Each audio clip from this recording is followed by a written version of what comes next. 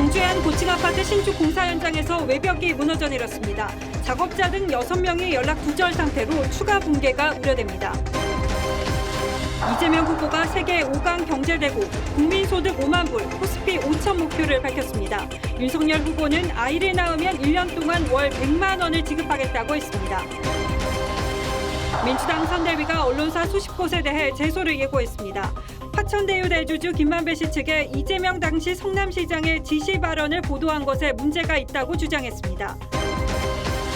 북한이 또 탄도미사일로 추정되는 발사체를 쏘아 올렸습니다. 군은 앞서 엿새 전에 쏜 극초음속 미사일 속도를 마하 6으로 밝혔는데 이번에는 마하 10으로 개량된 것으로 파악됐습니다. 먹는 코로나 치료제 일부 물량이 모레 처음으로 국내에 들어와 다음 날부터 처방될 것으로 보입니다. 거액의 회사 자금을 횡령한 혐의를 받는 오스템 임플란트 직원의 아버지가 숨진 채 발견됐습니다. 어젯밤 이뤄진 부친 자택 압수수색에서는 금괴 250여 개가 발견됐습니다. 미국에서 돼지 심장이 세계 최초로 사람에게 이식됐습니다. 유전자 조작으로 거부 반응을 줄였습니다.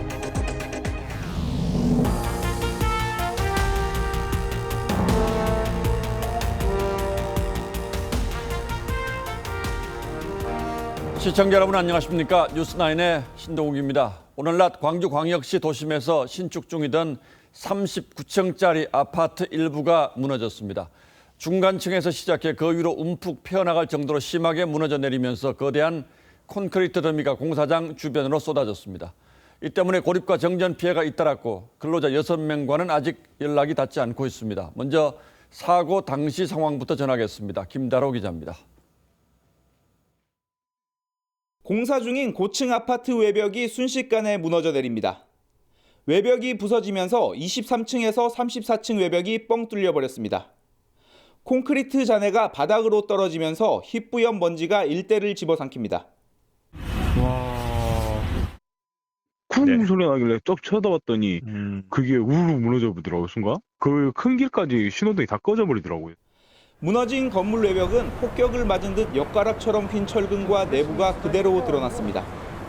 인근 시설물과 자동차 10여 대가 파손되고 정전 사고 등으로 이어지는 등 공사장 주변은 순식간에 아수라장으로 변했습니다.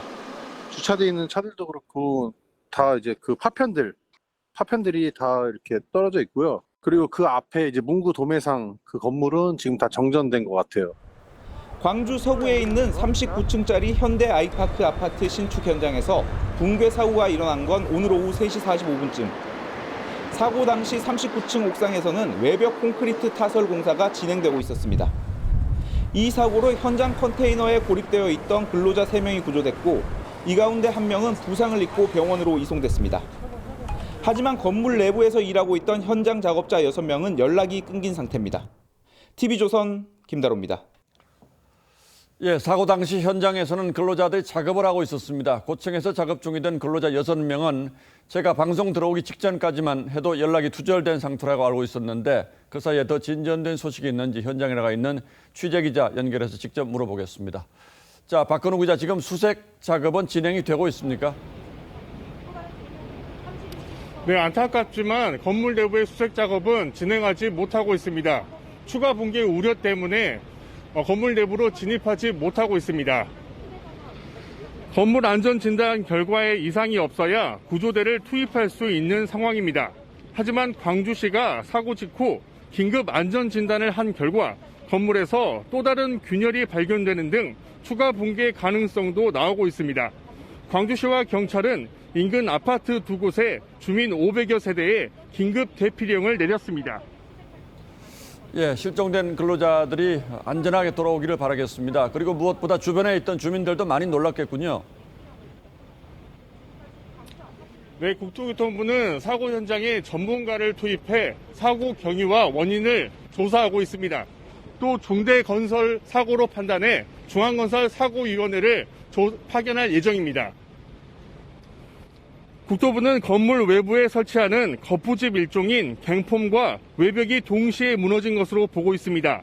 사고가 난 아파트는 지난 2019년 6월에 착공해 7개 동 847가구 규모로 오는 11월 준공을 앞두고 있었습니다. 이 아파트의 시공사는 현대산업개발로 지난해 6월 철거 건물 붕괴 사고가 난 광주 학동사구역 재개발 시공을 맡은 곳이었습니다. 현대산업개발은 우선 사고 수습을 마친 뒤 원인 파악과 대책 등을 마련하겠다고 밝혔습니다. 광주 현대아이파크 아파트 붕괴 사고 현장에서 TV조선 박건우입니다. 예, 그럼 지금부터는 대선 열기 속으로 들어가겠습니다. 대선이 이제 2달도 채 남지 않았습니다. 지금부터는 진검승부가 펼쳐지는 거죠. 여야 후보들도 유권자들의 삶에 직접적으로 영향을 주는 굵직굵직한 경제 공약들을 내놓기 시작했습니다. 이재명 후보는 세계 5강, 국민소득 5만 불, 주가 5천 시대 비전을 담은 이른바 이제노믹스 구상을 발표했습니다. 구체적인 내용은 장용욱 기자가 설명하겠습니다. 이재명 후보를 소개합니다. 검은색 터틀넥을 입은 이재명 후보가 스티브 잡스 같은 복장으로 무대에 올라 신경제, 이른바 이제노믹스 비전을 발표합니다. 바로 지금이 대전환의 위기를 성장의 기회로 바꿀 수 있는 골든 타임입니다. 이 후보는 산업과 국토, 과학기술, 교육 등 4대 분야의 대전환을 통해 국력 세계 5위, 국민소득 5만 달러, 주가 5천 등 555 시대를 목표로 제시했습니다. 기후 에너지부를 신설해 태양광, 풍력 에너지로의 전환을 이루겠다면서 박정희 전 대통령의 경제 성과를 언급하기도 했습니다. 박정희 대통령의 산업화 고속도로, 김대중 대통령의 인터넷 고속도로에 이어서 에너지 고속도로를 건설하겠습니다. 디지털 분야엔 135조 원을 투자해 200만 개 일자리를 창출하겠다고 공약했습니다. 이 후보는 가상현실인 메타버스 아바타로 변신한 뒤 메타 정부 구축도 공약했습니다. 주민센터에 가지 않고도 공무원 얼굴을 보고 민원을 해결할 수 있게 한다는 겁니다. 젊은이여 디지털 영토를 점령하라. 그리고 이재명의 메타 경제를 함께 구축합시다. 이 후보는 이달 중으로 재계와 중소기업, 벤처기업과의 간담회를 잇따라 개최하며 경제대통령 이미지를 부각해 나갈 계획입니다. TV조선 장용욱입니다. 그런가 하면 국민의힘 윤석열 후보는 심각한 저출산으로 국가 경쟁력이 급속도로 떨어지는 지점에서 고민하고 있는 모양입니다. 오늘 신년 기자회견에서 아동과 인구 문제를 다루는 전문 부처를 신설하겠다고 공약했습니다. 아이를 낳으면 한 달에 100만 원, 1년간 1,200만 원을 부모 급여로 지급하는 방안도 제시했습니다. 좀 더 구체적인 내용은 황선영 기자가 전하겠습니다. 윤석열 후보는 코로나 팬데믹, 저출생, 시장경제 위기 등을 우리나라가 직면한 3대 위기로 꼽았습니다. 심각한 인구 감소에 대응하기 위해선 출산 가정에 월 100만 원씩 1년간 부모급여를 공약했습니다. 연간 출생아 수가 26만 명인 걸 감안하면 매년 3조 1,200억 원 재원이 필요합니다. 윤 후보는 아동과 가족, 인구 문제를 다룰 부처도 신설하겠다고 했습니다. 100만 원을 준다고 출산을 하는 것은 물론 아니죠. 아이를 갖게 하려면은 정말 그 국가와 또 개인과 또 가족과 이런 많은 그 어떤 협조가 필요한 것입니다. 임대료를 깎아주는 임대인에게는 세액공제 혜택을 주고 대출금을 빌려 임대료를 내는 임차인에겐 공과금 등을 지원하는 3분의 1 임대료 나눔제도 공약했습니다. 윤 후보는 북한의 극초음속 미사일에 대해선 단호한 입장을 보였습니다.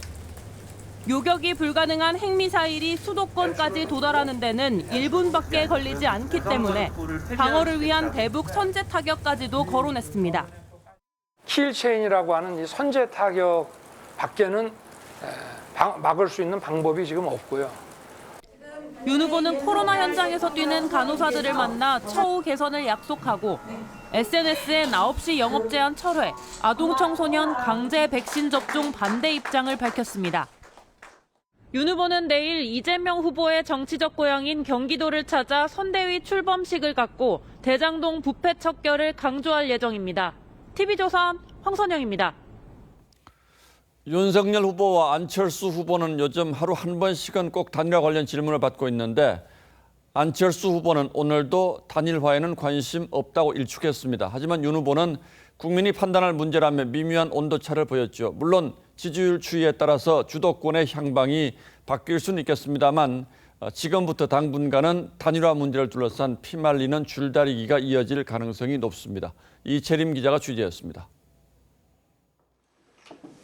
안철수 후보를 향한 단일화 질문은 기자협회 토론회에서도 빠지지 않았습니다. 단일화 원칙과 조건을 물었는데 생각해본 적이 없다는 답만 돌아왔습니다. 저는 단일화에 관심이 없습니다. 확장성이 있는 후보가 국민의 선택을 받아서 정권 교체를 하고 반면 윤 후보는 언급을 자제하면서도 국민이 판단할 문제라며 가능성을 닫진 않았습니다. 유권자인 국민들께서 판단하실 문제고 제가 언급할 문제는 아닌 것 같습니다. 안 후보는 3당 후보로 대선에서 20% 이상 득표한 사람은 김대중 전 대통령과 본인뿐이라며 완주 의지를 강조했습니다. 또 주요 후보 중 유일한 군필자임을 강조하며 병사 월급 200만 원 공약은 포퓰리즘이라고 이재명, 윤석열 두 후보 모두를 비판했습니다. 군대 가지도 않고 총 한 번 쏴보지도 않은 사람이니까 몰라서 이런 거 아닌가. 쌍파퓰리즘이라고 생각했습니다. 심상정 후보는 한국노총을 찾아 대선 국면에 노동이 빠져 있다며 노동계의 역할을 강조했습니다. 이재명 후보는 마치 노동표는 다 당신 표인 것처럼 윤석열 후보는 이분이 말끝마다 120시간을 거론하거나 심 후보는 대한의사협회에서는 병원비 100만 원 상한제를 약속했습니다. TV조선 이채림입니다. 선대위 해체라는 초강수로 당 내홍 수습에 나선 국민의힘 윤석열 후보의 지지율은 회복세를 보이고 있습니다. 특히 2030 세대의 지지율이 크게 오르는 모습을 보이고 있는데 야당 측은 상승세가 이어질 것이라며 자신감을 보이고 있습니다. 박성재 기자가 여론조사 추이를 분석했습니다. 지난주 2일부터 7일까지 실시된 주간 여론조사입니다. 선대위 재편을 둘러싼 내홍으로 윤석열 후보 지지율이 하락세를 보이다가 7일에 오름세로 바뀌었습니다. 오늘 발표된 세계 여론조사에선 이재명 34.7%, 윤석열 40.3%, 이재명 36.5%, 윤석열 36.9% 등 오차 범위 내 접전 양상입니다. 윤 후보가 전기차 충전요금 동결, 병사 월급 200만 원 등 젊은 층에 다가가는 공약을 쏟아내며 이탈했던 젊은 표심을 되찾고 있는 것으로 분석됩니다. 2030 세대에선 윤 후보가 38.2%로 이재명 후보를 16.8%포인트 앞서는 조사도 나왔습니다. 이준석 대표는 젊은 층을 시작으로 여론이 강하게 반등하고 있다고 해석했습니다. 우리 후보는 정치 전반에 있어서 굉장히 학습이 빠르고 지금 빠르게 적응해 나가고 있는 모습을. 다만 2030에서 이 후보가 윤 후보를 11.5%포인트 앞서는 조사도 나와 여론 흐름이 달라졌다고 단정하긴 이르다는 분석도 나옵니다.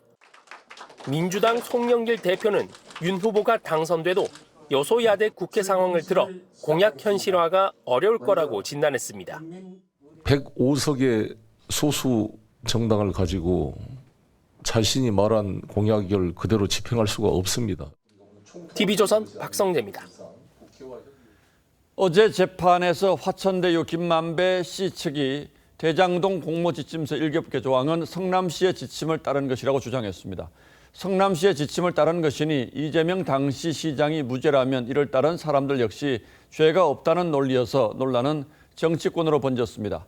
이재명 후보 측은 검찰이 독소 조항이라고 주장하는 7개 조항은 개발 이익을 환수하기 위한 장치였다고 다시 반박하고 있는데 이 7개 조항을 둘러싼 쟁점이 뭔지 이채연 기자의 자세한 설명 들어보시고 여러분도 판단해 보시기 바랍니다.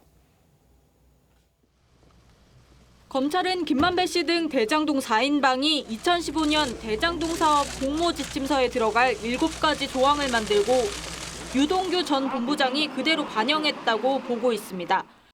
이른바 이들 독소 조항 때문에 화천대유 등 민간이 최소 1,827억 원의 이익을 챙겼고 성남도시개발공사는 그만큼 손해봤다는 겁니다. 7개 조항 중 핵심은 화천대유 측에 유리하게 건설사의 사업 신청 자격을 배제하고 공사가 고정이익 외에 추가이익 분배를 요구하지 못하게 한 조항 등입니다.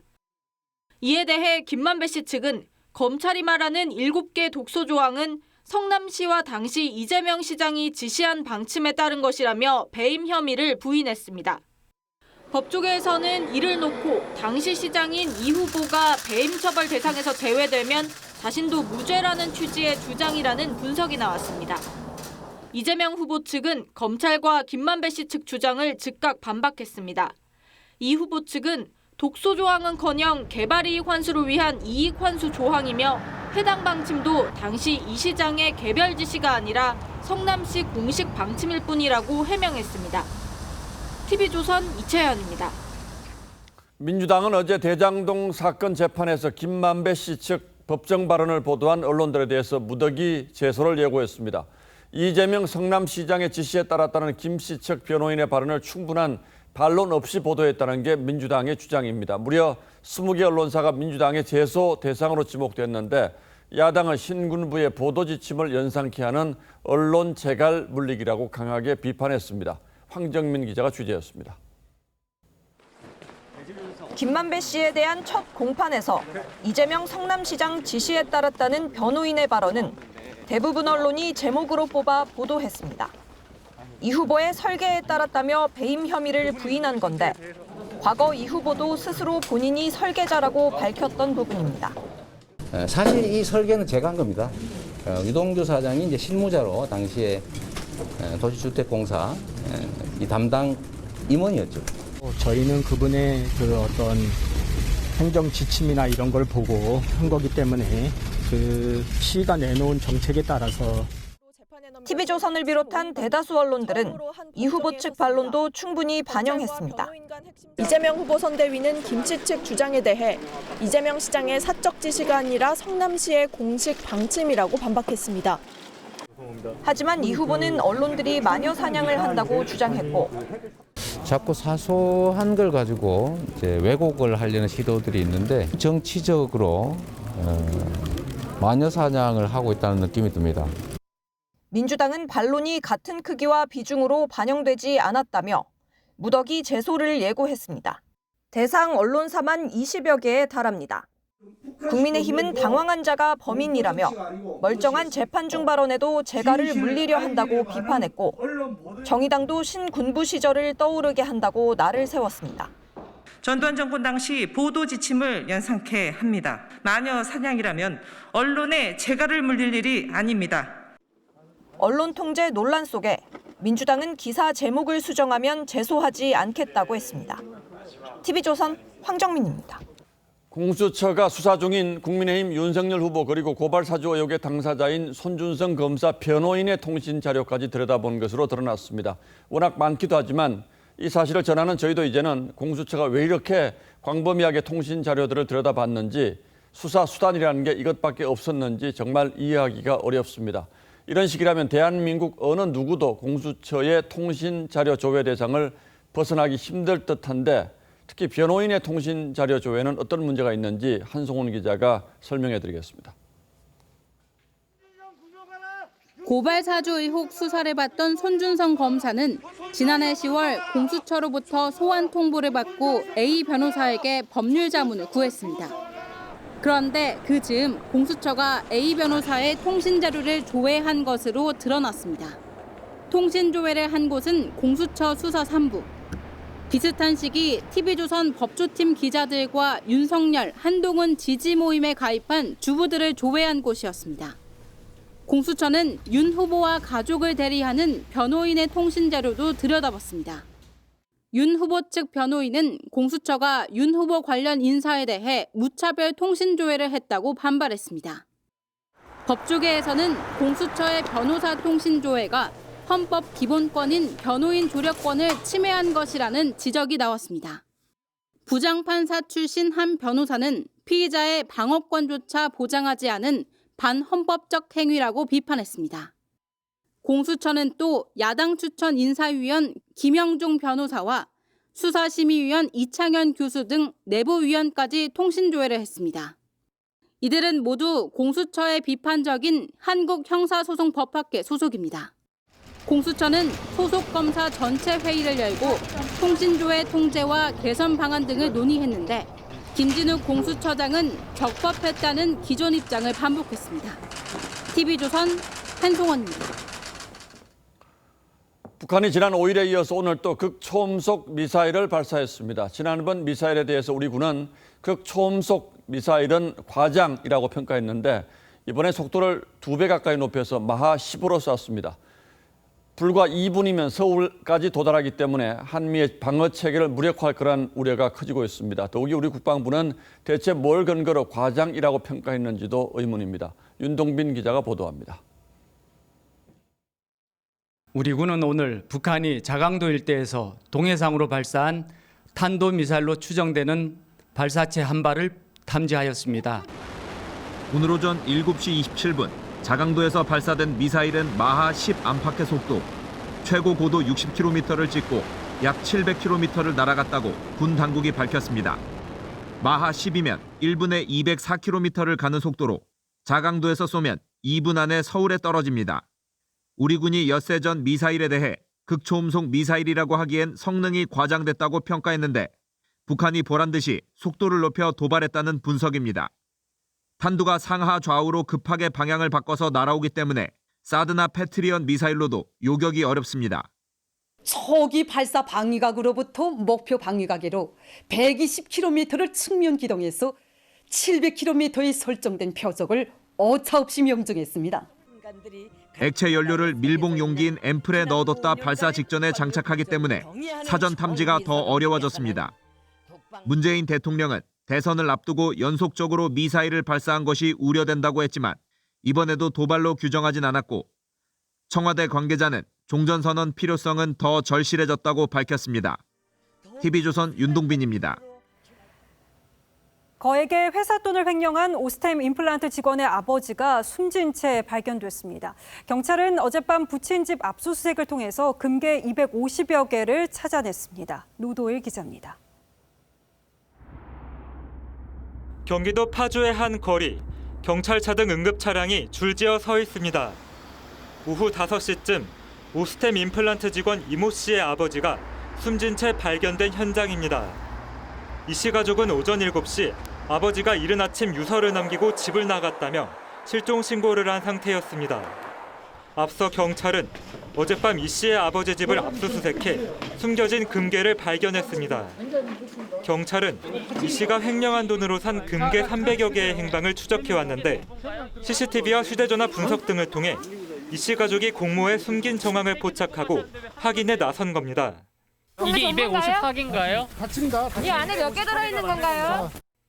경찰이 이날 찾아낸 금괴는 254개로 이 씨 체포 당시 발견한 금괴를 포함해 지금까지 확보한 금괴는 모두 751개입니다. 여전히 100개의 행방이 묘연한 상태입니다. 경찰 조사 결과 이 씨가 빼돌린 회사 돈으로 주식을 하다 손실을 본 금액은 782억 원으로 파악됐습니다. 이 씨가 빼돌린 회사 돈은 총 2,215억 원. 경찰이 찾아낸 금괴와 동결한 주식 계좌 잔액 등에 더해 추가로 확인해야 할 피해액은 200억 원에 달합니다. 경찰은 계좌 추적 등을 통해 남은 피해액을 찾아낼 방침입니다. 오스템 임플란트 측은 이 씨 가족을 범죄 수익 은닉 혐의로 고소했습니다. TV조선 노도일입니다. 공군 전투기 한 대가 야산에 추락했습니다. 기지에서 이륙한 지 1분 만인데 조종사가 숨졌습니다. 추락한 전투기는 F5로 도입한 지 36년 된 노후 기종이었습니다. 신유만 기자입니다. 야산 중턱에서 시뻘건 불길과 검은 연기가 치솟습니다. 전투기는 불타고 부서져 형체를 알아보기 어려울 정도입니다. 오늘 낮 1시 45분쯤 화성의 한 야산에 공군 전투기가 추락했습니다. 이렇게 났어요. 그냥 말도 못하게 불이 많이 났죠. 그냥 막 타오르는데. 수원 공군기지에서 이륙한 지 1분여 만입니다. 상승 비행 과정에서 양쪽 엔진에 화재 경고 등이 켜졌고 전투기가 급강하하면서 기지 서쪽 8km 지점에 추락했습니다. 조종사 신모 대위는 2차례 비상 탈출을 시도했지만 끝내 전투기와 함께 추락해 숨지고 말았습니다. 비행 당시 전투기에는 탄약이나 폭탄은 장착되지 않았습니다. 추락한 전투기는 F5E 기종입니다. 1974년부터 미국에서 국내로 도입됐고 지금은 수원과 강릉기지 두 곳에서 운용 중입니다. 하지만 도입 40년이 훌쩍 지난 노후 기종이다 보니 지난 2013년 충북 증평에서 동일 기종이 추락하는 등 사고가 끊이지 않고 있습니다. 공군은 지난 2015년 F-5 전투기의 퇴역 시기를 당초 2025년에서 2030년으로 5년 연장했습니다. TV조선 신유만입니다. 화이자의 먹는 코로나 치료제 첫 물량이 모레 도착할 예정입니다. 이 처방도 도착 다음 날부터 바로 가능할 것으로 전망되는데요. 또 3차 접종도 백신 접종도 속도를 내고 있어서 현재 코로나 감소세에도 이어질 것으로 기대됩니다. 방역 당국은 다만 오미크론 위험이 심상치 않다고 보고 거리 두기 조정을 신중히 검토하겠다는 방침입니다. 서영일 기자입니다. 지금까지 정부가 계약한 먹는 치료제는 총 100만 4천 명분. 이 가운데 화이자사의 팍스로비드 첫 물량이 모레 낮 12시쯤 들어올 예정입니다. 알려진 물량은 약 2만 명분으로 인천공항에 도착한 뒤 충북 오창의 제약회사 물류창고로 향합니다. 이에 따라 이르면 14일부터 우선 대상자에 공급됩니다. 재택치료와 생활치료센터에서 고령층부터 적극적으로 활용하여 위중증 환자를 줄이는 데 크게 기여하게 되기를 기대합니다. 앞서 식약처는 중증 위험이 있는 경증, 중등증 성인 등의 긴급 사용을 승인했습니다. 팍스로비드는 알약 3개를 하루 2번, 5일 동안 복용하게 됩니다. 동시에 당국은 3차 접종에 집중하면서 4차 접종과 소아 접종, 오미크론용 백신 도입 등을 검토해 나가겠다는 입장입니다. 방역 지표는 굉장히 긍정적인 상황을 보여주고 있습니다. 그렇지만 지금 오미크론의 확산세가 심상치 않습니다. 이런 이유로 방역 당국은 거리 두기 조정안도 신중히 검토하고 있습니다. 오늘 열린 방역 의료분과 회의에선 사적 모임 6인, 밤 12시 영업 등 점진적인 완화가 논의된 가운데 정부는 내일 일상회복지원위원회에서 의견 수렴을 더 진행한 뒤 14일 조정안을 발표할 계획입니다. TV조선 서영일입니다. 현재 우리 식약처가 허용한 먹는 치료제는 화이자 거 하나입니다. 그런데 미국 제약사의 먹는 코로나 치료제 몰누피라비르가 유통되고 있습니다. 해외 구매 대행 업체를 통한 직접 구매가 이루어지는 건데 아시겠지만 이 같은 판매와 유통은 불법입니다. 송민선 기자입니다. 한 해외 구매 대행 업체에 미국 MSD사의 먹는 코로나19 치료제 몰누피라비르의 직구를 문의했더니 인터넷 구매 사이트를 알려줍니다. 해당 사이트를 통해 구매 의사를 밝히자 3분 만에 답장이 오고 희망 구매량 등 본격 상담이 진행됩니다. 예상 판매 가격은 40캡슐에 10만 원에서 11만 원, 코로나19 초기 환자 1명 치료분입니다. 실제 매입할 경우엔 구매량 등에 따라 추가 요금이 부과될 수도 있다고 안내합니다. 불법 여부를 확인했더니 개인 사용 용도로 해외 직구하는 건 문제가 없다고 안심까지 시킵니다. 하지만 몰누피라비르는 아직 국내 사용 승인도 안 난 무허가 의약품인데다가 개정된 약사법에 따라 온라인 약품 판매 유통 모두 불법입니다. 온라인을 통한 의약품 구매 대행 자체가 불법이 되겠고요. 누구든지 무허가 의약품의 판매를 알선하거나 광고해서는 안 되도록 규정합니다. 불법임에도 그동안 방치돼 적지 않은 사람들이 이미 구매한 것으로 보입니다. 국내 판매량은 정확히 알 수 없지만 업체 측은 이미 많은 사람이 이용한다고 밝혔습니다. 식약처는 지난 9일 방통위에 해당 약을 판매하는 국내 직구업체 사이트 접속 차단을 요청했습니다. TV조선 송민선입니다. 우리나라 경제 상황을 체감할 수 있는 뉴스 연이어 전하겠습니다. 이 코로나가 핥힌 상처는 역시 컸습니다. 코로나 발생 첫 해인 지난해 생활고 때문에 퇴직연금을 깬 직장인은 역대 최대인 7천 명을 넘은 것으로 집계됐습니다. 경제의 허리층인 30, 40대가 가장 많았습니다. 송병철 기자가 보도합니다. 개인 회생 업무를 하는 신용회복위원회의 온라인 사이트. 코로나 이후 월급도 감소하고 생활이 어려워 퇴직연금을 중도에 찾고 싶다는 글을 어렵지 않게 찾아볼 수 있습니다. 개인 회생을 하니까 대출도 안 되고 이제 신용카드도 쓸 수 없는 상황이어가지고 그래서 퇴직연금 중도 인출밖에 안 돼서. 코로나19 발생 첫 해인 2020년 개인 회생과 파산으로 생활고에 시달리면서 퇴직연금을 중도 인출한 인원은 7,110명, 역대 최대 규모입니다. 인출 금액도 896억 원으로 2015년에 2배가 넘습니다. 특히 4명 중 3명은 우리 경제의 중추인 30, 40대였습니다. 정부는 서민들의 이런 고충을 반영해 연금을 중도 인출할 경우 세금 혜택을 주기로 했습니다. 부득이한 중도 인출 사유에 사회 재난을 추가하고 중도 인출금에 매기는 소득세율을 지금까지의 15%에서 다음 달부터 3에서 5%로 낮춥니다. 하지만 코로나 장기화로 서민 생활이 갈수록 팍팍해지는 만큼 더 큰 혜택이 필요하다는 목소리도 나옵니다. TV조선 송병철입니다. 물가 상승세 속에 술값마저 올랐습니다. 4캔을 묶어서 10,000원에 팔던 캔맥주 값이 일제히 인상됐고 위스키도 종류를 가리지 않고 가격이 오를 전망입니다. 장혁수 기자입니다. 편의점에 진열된 캔맥주들. 곳곳에 4캔에 11,000원이란 가격표가 붙었습니다. 편의점 맥주 4캔 10,000원 공식이 깨진 겁니다.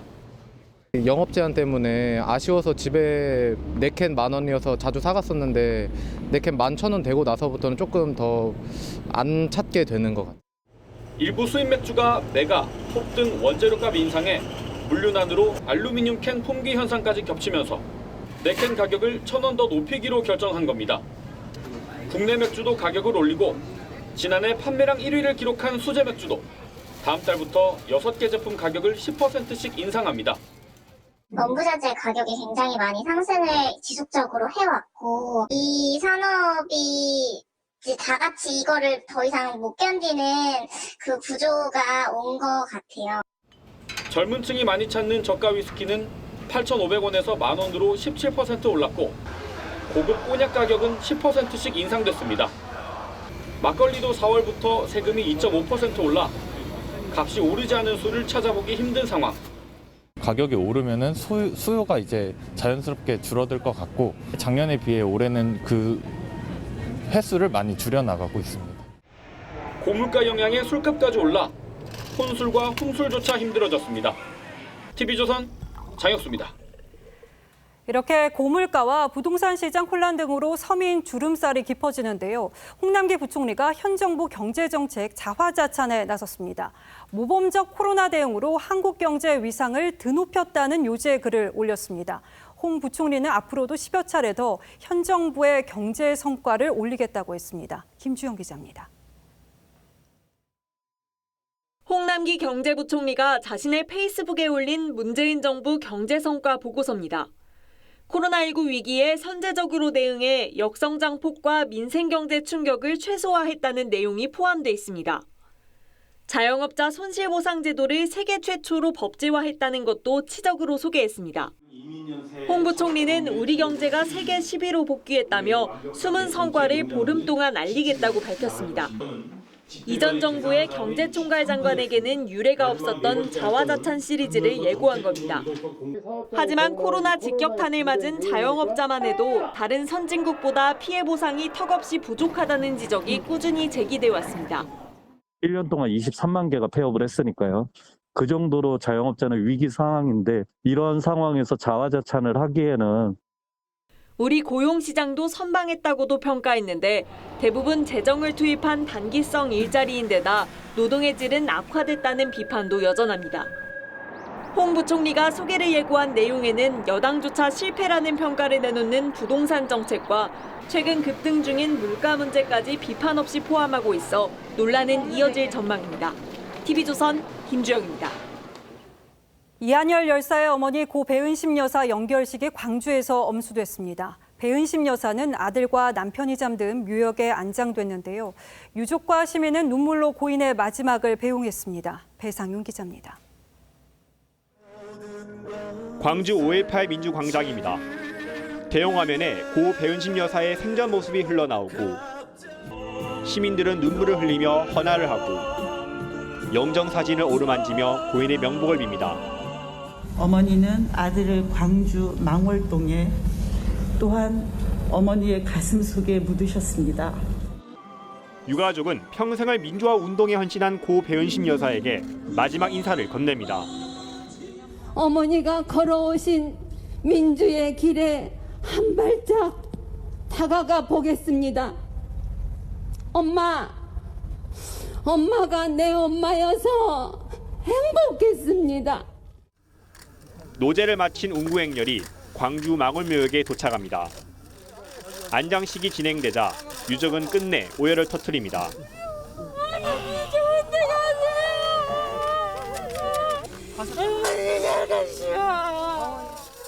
시민들은 고인의 마지막 길을 눈물로 배웅하며 애도를 표했습니다. 여사 뜻을 이어서 어머니가 같이 평생을 투쟁해 주셔서 아들도 어머니를 잘 맞아주려 봅니다. 35년을 민주화 운동에 헌신한 고 배은심 여사는 남편과 아들 이한열 열사 곁에서 영면에 들었습니다. TV조선 배성민입니다. 예, 다음 뉴스입니다. 그동안 대선을 비롯한 각종 공직선거에서 후보자 TV 토론은 지상파나 보도 전문 채널만 개최할 수 있도록 법으로 제한돼 있었습니다. TV조선을 비롯한 종합 편성 채널이 출범 10년을 맞으면서 선거 때 여론 형성 기능이 크게 성장했지만 법 현실은 이를 따라오지 못했었는데 오늘 국회에서 선거법이 개정되면서 이번 대선부터는 종편도 TV 토론과 광고에 참여할 수 있게 됐습니다. 시청자와 유권자의 알 권리 확대 차원에서 의미가 적지 않다는 평가가 나왔습니다. 박지호 기자가 보도합니다. 나라를 나라답게 문재인. 당당한 서민 대통령 홍준표. 지난 2017년 대선 당시만 해도 후보들의 TV 토론과 TV 광고는 지상파와 보도 전문 채널에서만 볼 수 있었습니다. 하지만 여야는 이번 대선부터는 종합 편성 채널도 후보자 TV 토론과 TV 광고가 가능하도록 오늘 본회의에서 공직선거법 개정안을 합의 처리했습니다. 가결되었음을 선포합니다. 유권자들이 후보에 대한 능력과 자질을 검증할 수 있는 기회가 늘었다는 평가가 나옵니다. 이 법이 통과됨으로써 국민들의 알 권리가 더 강화되고 활발한 후보자 토론을 통해서 정책 선거가 더 활성화될 것이 기대됩니다. 정당 가입 연령을 현행 만 18세에서 16세로 낮추는 정당법 개정안도 함께 통과됐습니다. 고등학교 1학년 학생도 정당 가입이 가능해진 건데 18세 미만의 경우에 부모가 동의해야 가능하도록 했습니다. TV조선 박지호입니다.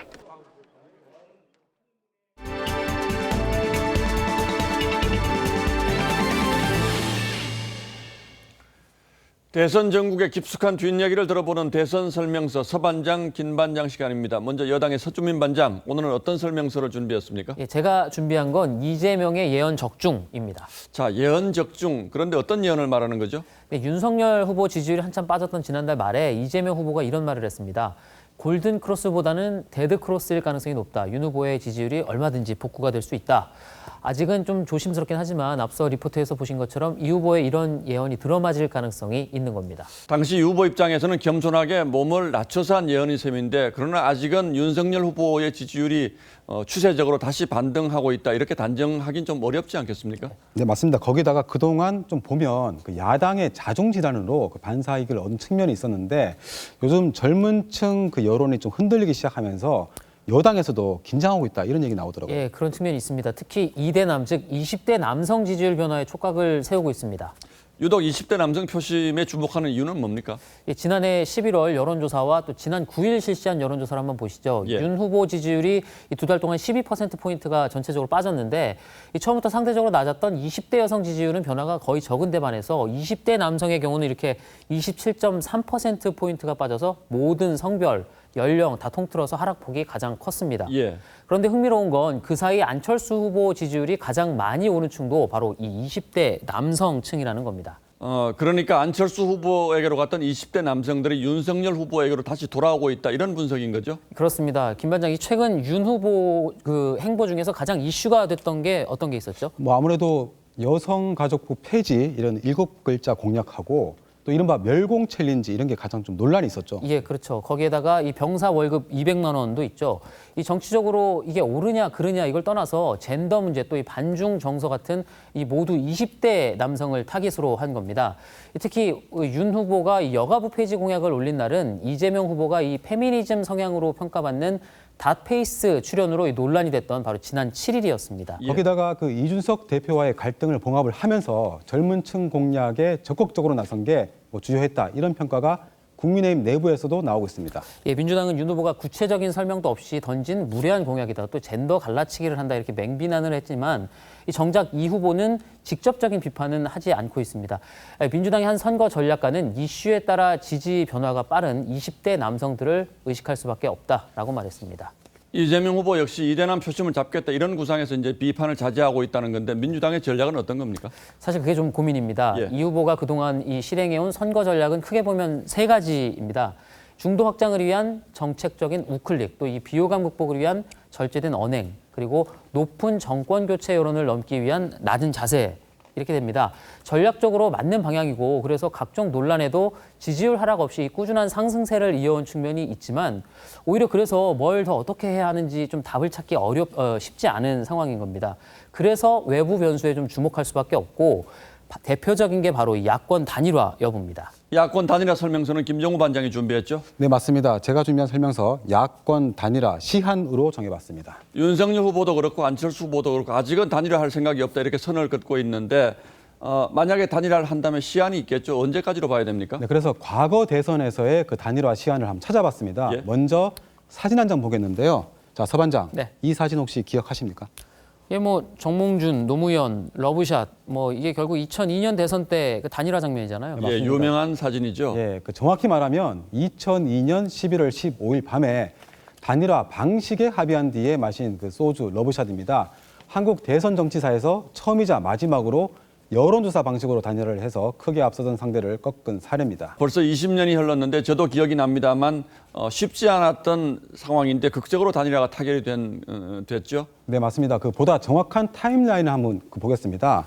대선 45일 전에 이렇게 단일화 추진이 발표되고요. 예. 그리고 대선 27일 전에 여론조사 방식에 이렇게 합의를 하게 되고 24일 날 이렇게 최종 후보 확정, 노무현 후보 확정을 하게 됩니다. 예. 그러다 이 대선 하루 전에 이 정몽준 후보가 지지 철회를 했지만 이미 기울어진 판세를 뒤집지는 못했던 거 아닌가요? 예, 그렇게 넘어갔고요. 그리고 1997년 대선 때도 한번 보겠습니다. 그 김대중, 김종필 두 후보가 이렇게 대선 45일 전에 11월 3일이죠. DJP 연합에 공식 서명을 한 적도 있습니다. 예, 그렇다면 지난 2012년 문재인 안철수 후보 간의 단일화는 어땠습니까? 네, 그것도 한번 시점만 보겠습니다. 대선 43일 전에 이렇게 단일화 추진에 합의를 했고요. 예. 하지만 불과 20일을 못 넘기고 D-26일에 안철수 후보가 중도 사퇴를 하게 됩니다. 그러니까 최근만 해도 이 3가지 형태의 단일화가 있었는데 이 3가지 사례에 시기상 공통점이 있습니까? 네, 아무리 늦어도 그 대선 전 40일에서 45일 사이에 단일화 자체에 대한 합의가 있어야 최종 성사 가능성이 높습니다. 그 뒤에 한 1, 2주 정도 구체적인 단일화 방식을 협의하고 3주간의 공식 선거 운동이 시작되기 직전에 그 후보 선출까지 마무리해야 뭔가 이제 움직일 수 있다는 겁니다. 그 시간표를 이번 대선에 좀 적용하면 날짜가 대충 나오겠네요. 예, 나옵니다. 그 1월 23일에서 28일 그러니까 이렇게 보시다시피 설 연휴 직전까지는 단일화 자체에 대한 합의가 나와야 합니다. 예. 그러니까 지금부터 한 2주 정도 남은 건데 보시다시피 명절 이후 한 또 일주일이 지나면 2월 14일까지 후보 등록을 마감하게 되고요. 그리고 그로부터 13일 뒤부터 투표용지 인쇄가 시작되면 단일화 효과가 크게 떨어지게 됩니다. 예, 시간이 좀 복잡하긴 합니다만 요약하자면 단일화를 추진할 수 있는 시간이 결코 많지 않다 이렇게 봐야 되겠네요. 예, 그런데도 지금 양쪽 모두 단일화의 거리를 두는 발언들을 하고 있습니다. 그것도 일종의 전략이라고 볼 수 있는데 만약 한쪽이 크게 앞선다면 자신 있게 밀어붙이겠지만 혼전양상이면 먼저 단일화 얘기를 꺼내는 쪽이 불리할 수 있기 때문입니다. 예. 국민의힘은 윤 후보가 상승세를 굳힐 때까지 기다리려고 할 테고 국민의당은 2, 3위가 바뀌는 실버 크로스까지 상승세를 이어가려고 할 겁니다. 그런데 막상 합의를 해도 지난해 이 서울시장 단일화 때 협상하는 걸 보면 이 룰 협상 과정에서 또 죽자사자 싸우잖아요. 이번에도 합의가 쉽지 않은 거 아닌가요? 그래서 이제 질문이 운명을 가른다 이런 말이 있는데 당시 오세훈 안철수 단일화 때도 적합도를 묻느냐 아니면 경쟁력을 묻느냐 또는 이제 민주당 지지자를 넣느냐 빼느냐 문제를 놓고 갈등이 심각했습니다. 그때는 이제 양측이 서로 양보한다면서 혼용된 방식을 택했는데 이번에는 과연 어떨지 단일화를 한다고 할 경우에 그게 가장 관심이 가는 지점입니다. 예, 가장 큰 관심은 아무래도 안철수 후보가 이번만큼은 끝까지 완주하겠다라는 얘기를 계속하고 있기 때문에 안철수 후보의 마음 이게 가장 큰 변수가 되지 않을까 싶습니다. 예, 서주민, 김정우 두 반장 오늘도 잘 들었습니다.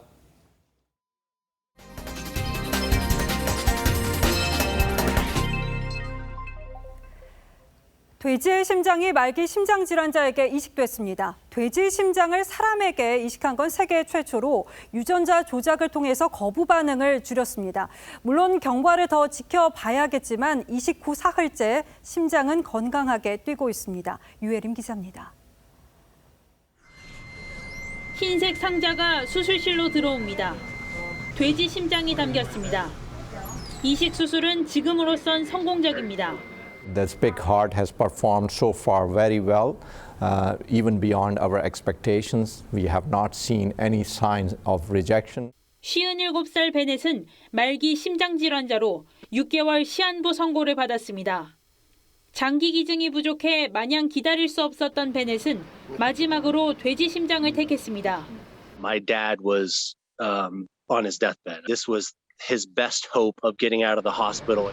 동물 장기의 가장 큰 부작용은 초기 거부 반응. 의료진은 이를 없애려고 유전자를 조작했습니다. 판단하기엔 이르지만 사흘째 거부 반응 없이 회복 중입니다. We will obviously change the face of what's possible for people who now wait years for a heart transplant. 장기 이식 대기자는 미국 내에서만 50만 명에 달합니다. TV조선 유혜림입니다. 경비행기가 열차 선로 위로 추락했습니다. 이 조종사가 기적적으로 생존했는데 경비행기가 열차와 충돌하기 직전에 경찰이 가까스로 조종사를 구조한 덕분입니다. 죽을 뻔한 상황을 두 번 모두 기적적으로 모면한 겁니다. 김자민 기자입니다. 구겨진 조종석에서 남성을 끌어냅니다. 구출해내고 몇 초도 지나지 않아 열차가 비행기 잔해를 그대로 들이박습니다. 인근 공항을 이륙했던 경비행기가 엔진 문제로 추락했습니다. 조종사는 기적적으로 목숨을 구했는데 죽음의 위기가 또 찾아왔습니다. 추락한 곳이 열차 선로였기 때문입니다. Once we realized that train was coming at full speed down the tracks, we knew we had no choice. We had to find a way to get him out of there. 열차를 즉각 세워달라는 요청에 응답이 없자 경찰은 본능적으로 조종석에 뛰어들었고 아슬아슬하게 구해냈습니다. The officers maintained their composure and they did an amazing job. 5분 사이에 두 번이나 죽을 뻔한 위기를 넘긴 조종사는 얼굴 외에는 큰 부상을 입지 않은 걸로 알려졌습니다. TV조선 김자민입니다.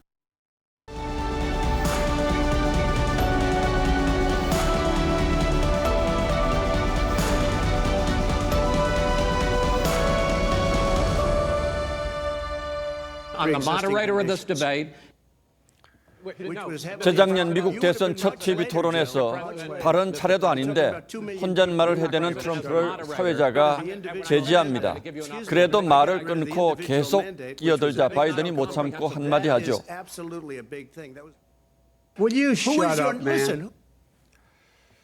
벤저민 프랭클린을 비롯한 미국 건국의 아버지들은 민주적 토론 문화를 아메리카 원주민에게서 배웠다고 합니다. 부족연맹 이로코이족 회의에서는 이 토킹 스틱을 쥔 사람만 발언할 수 있고 누구도 끼어들거나 찬반을 말할 수 없습니다. 발언자는 자신의 뜻을 다들 정확하게 이해했는지 거듭 확인하고 나서야 옆 사람에게 이 지팡이를 넘깁니다. 그렇게 모든 참석자가 차례로 말하고 들으면서 소모적 논쟁은 사라지고 창조적 아이디어와 대안이 나오게 되죠. 스스로를 공동주택에 사는 사람들이라고 불렀던 이로코이족이 식민지 시대 200년을 버텨낸 비결이 바로 이 듣는 힘이었습니다. 김동연 새로운 물결 대선 후보가 문재인 정부 초대 경제부총리 시절 대통령이 주재하던 청와대 해외의 풍경을 뒤늦게 전했습니다. 부동산 대책할 적에 크게 싸웠습니다. 거의 고성이 오갔어요. 대통령께 보고하는 중에 생긴 일이니까. 거의 뭐 1대 한 15, 20 그리 싸웠죠. 김 후보는 다주택자 양도 차익에 100% 세금을 물리자는 핵심 관계자의 말에 사회주의 국가도 아니고 미쳤냐고 거절해 분위기가 나빴다고 했습니다. 당시 부동산은 김수현 사회수석이 맡았고 정책실장은 장하성 주중대사였습니다. 그는 또 부동산에 정치 이념이 들어가면 안 된다며 공급 확대를 주장했다고 말했습니다. 하지만 부총리가 결정할 수 있는 게 있고 대통령이 결정하는 것도 많이 있다고 말해 여운을 남겼죠. 결국 정부는 규제 일변도의 정책과 최고 82%에 이르는 중과세를 밀어붙였고 치솟은 집값은 수많은 국민을 좌절에 빠뜨렸습니다. 그러고서야 대통령은 후회했습니다. 우리가 좀 더 이 부동산 특히 이제 이 주택의 공급에 좀 더 많은 노력을 기울였으면. 김 후보는 급격한 최저임금 인상과 법인세 인상 때도 고성이 오갔다고 했습니다. 하지만 재직 1년 반 동안 이어졌던 반시장적 정책들의 책임에서 김 후보도 결코 자유롭다고 할 수는 없을 겁니다. 이제 와서 청와대와 싸웠다고 하는 것 역시 마음에 걸립니다만 국가 100년 대계가 이런 식으로 다뤄졌다고 생각하면 가슴에 차오르는 허탈감을 차마 누르기 어렵습니다. 1월 11일 앵커의 시선은 기가 막힙니다. 이렇습니다.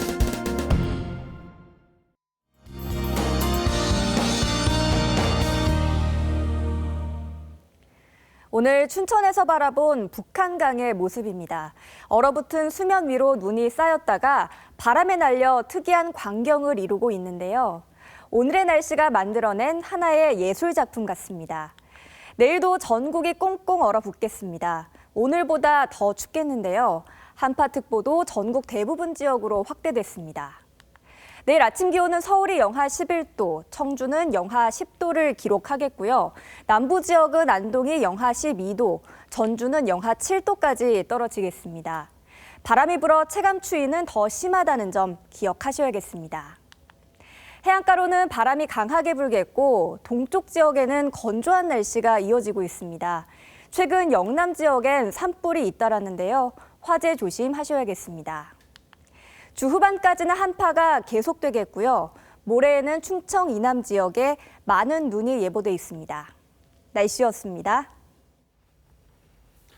1월 11일 화요일 뉴스9은 여기서 모두 마치겠습니다. 시청해주신 여러분 고맙습니다.